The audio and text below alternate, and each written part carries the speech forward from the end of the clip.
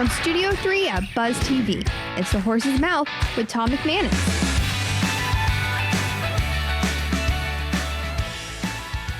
All right, welcome into The Horse's Mouth here on Buzz TV. Of course, at my bar, at Tommy Max, and brought to you by our good friends at the Heritage Capital Group. We're talking a little bit about banking and investment banking and football, because we always talk about football on this show. Let's welcome in the panel. Coach Dave Campo. How are you, Coach? I'm good, Tom. Welcome back, my man. Thank you. How you doing? You feeling good about this team still? I am. Yeah, me too. What other team do you like out there? Anything that really sticks? I thought Philly's win against Miami last week was pretty big. It's tough because I think Miami's a pretty good football team, I agree. and you know, they may be.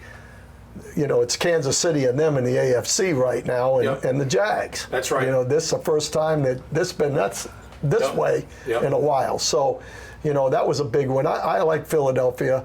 I think San Francisco kind of came back to earth a little bit. They did. Yeah, I agree. But I think Kansas City, the Eagles, and the Jags right now, and Buffalo's slipping a little bit. So we're going to talk some banking, investment banking. I always thought, like, the NFL owners, they're like their own bank. People don't realize how they really work. Like when you come in to buy, sometimes you got to borrow from the NFL. You're an owner. Like you don't pay cash, right? You're going to finance it through. I'd like to know the inner workings of that stuff. Listen, Jerry Jones, when he bought the Cowboys, of course that's a long time ago. He used $50 million of his own money. Okay. But he borrowed $100. Yeah. So he basically mortgaged his family. Yeah. And one of the hard things was he went to his first game, and there were in a 65,000 seat stadium. There were 45,000 in there. Ooh. He said he started crying. He said, "I don't know if I made the right decision here." But he's an entrepreneur. That's right. it. That's Gotta it. Get through the tough times, no doubt about. All right, Sam Ishee is here from Florida Capital Bank. Hi, Sam. Hey, how you doing, man? I'm doing well, How long thank you been you. in the banking world, brother? I've been in the banking world probably about 17 years. Okay. Spent the majority at Florida Capital Bank. Cool. You guys are privately owned, the last privately owned bank in Florida, is that right? In Jacksonville, In Jacksonville. Okay, So great. there used to be a lot more banks prior to 2008. Yep. Since then, they've all either been acquired or sold or have closed up shop. But last privately owned bank here. Decisions made a little bit quicker, less red tape. Yeah, Right? I mean, is that the bet other than, having the money and offering a good rate? But that's part of the benefit, right? Absolutely. In a private bank. So being a private bank, also being a small bank, so we have a lot less red tape that some of the larger banks usually have to work through, usually from a regulatory point of view. This helps us get deals done a lot quicker, both on the loan side and on payment side as well. Okay. And on the mortgage side, we're able to work a little bit quicker. We've got a smaller shop, so small bank, large mortgage presence. We do mortgages in all 48 states. So when you think Florida Capital, you think just Florida, but we do them through all through Small the bank country. with a ton of capital. Yeah. That's a good combination. I like that one, absolutely. Mac Holley is here. Hey, Mac from Heritage Capital Group. I would imagine you would rather prefer with a private bank, just as far as, the timing and less red tape and whatnot, when you're advising different companies and helping them out, getting to the next level or whatever. What are your thoughts on that? Different banks at different times have different perspectives, so you really have to talk to multiple banks because they all have niches depending on what their current portfolio looks like. They may have too much in one industry, construction, and they want to do more of consumer, interest type companies or manufacturers, less real estate. So we talked to all the banks. I didn't think I told you this before the show. I was actually one of the founding members of Florida Capital Bank years ago. How about that, man? Wow. Okay, I left Bank of America, joined Florida Capital. Left there 12 years ago to get into Heritage Capital and investment banking side. But to your point, private banks sometimes are easier to deal with, less red tape, bureaucracy than some of the bigger institutions. So sometimes they are a little more user friendly. It just depends on the deal and the borrower.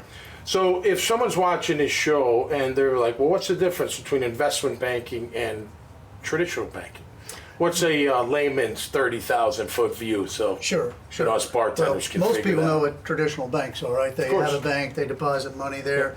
Banks basically take deposits and lend them back out to the community to try to grow the community, right? Support businesses in the community. Correct. Right? Our focus is to, with their help growing businesses, we come in and advise businesses, and when the owner's ready for an exit, most of what we do is help the owner sell the business. Right. Or if the owner wants to acquire other businesses, grow through acquisition, we'll work with the banks to secure the capital to help them do that. Is there a lot of crossover, like guys, you know, start in banking, go to investment banking, back into banking, you think? Probably more the former. Yeah. Like myself, I was actually Yeah. a 26-year commercial banker, Right. traditional banker before I got into investment banking. Yeah. Because as a commercial banker, you get the fundamentals, right? You understand how to read Yeah. financial And you're statements. putting deals together too, right? I mean, to a certain degree? Helping deals get put together. Absolutely. Providing financing. Yeah. We both help guide our customers, try and figure out what works best for them. Sometimes it's a growth strategy. Sometimes Yep. it's an exit strategy. So getting to know that customer, and we love to be able to see all of our business succeed. Yeah. So we want our businesses to grow and eventually get to the point where they can actually, sell their Right. business and exit that. And the better the community does, the better the bank does. That's a beautiful thing. Kind of like football, Coach. Yeah, absolutely. I mean, everything comes around. My kids would always be like, Dad, not everything's football. I'm like, you're wrong. Everything's football. On Monday after a win, Yep. the community is much better off. Believe me. Especially in this town. Yeah, absolutely. Especially in this town. Well, great. Thank you for being here, Sam. Mac, always a pleasure, buddy. And Coach, you know I love being with you, my man. Every single time. All right, check out their great profiles, this conversation, and many others at iwannabuzz.com. So until next time, y'all stay safe out there and be cool. And we'll see you right here on The Horse's Mouth. Cheers.